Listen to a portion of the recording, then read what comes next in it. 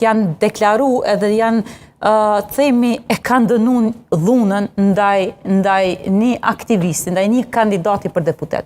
Jemi në një situatë ku ne po shkojmë drejt hapjes së fushatës zgjedhore, edhe kur sulmohet kandidatin këtë formë, i bie që po e sulmon demokracinë.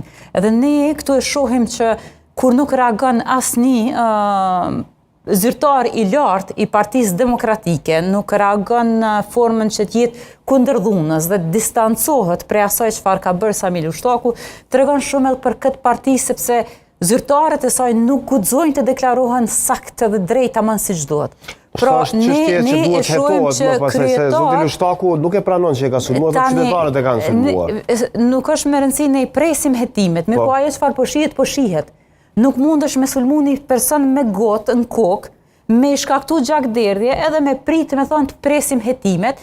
Kjo parti duhet të reagojë me njëherë, ose për neve, kjo të regon qartë që kryetari vërtet i Partisë Demokratike është Sami Lushtaku, edhe këta të tjerët nuk guxojnë as të distancohen kur kryetari i tyre vepron këtë formë. Pra kjo të regon shumë, edhe unë mendoj që qytetarët kanë me pas edhe një mundësi me pas se kur fillon një grupi njerëzve cilët e kanë pas në kontroll komplet aparatin shtetëror për disa vite, janë korruptues, kanë në dorë shumë biznese, dhe kur fillon mja u ndalë rrjedhin e paras, tani fillon edhe dhuna kështu, pra kjo është mjeti i vetëm dhe i fundit. Mjeti i vetëm dhe i fundit që i ka mbetë personave si Sami Lushtaku për me tregu që akoma kanë fuqi edhe pushtet. Kjo është pasoja ka ndodhur dhe padyshim që dhuna është e papranueshme në asnjë diskutim. Por shkasi është diçka tjetër.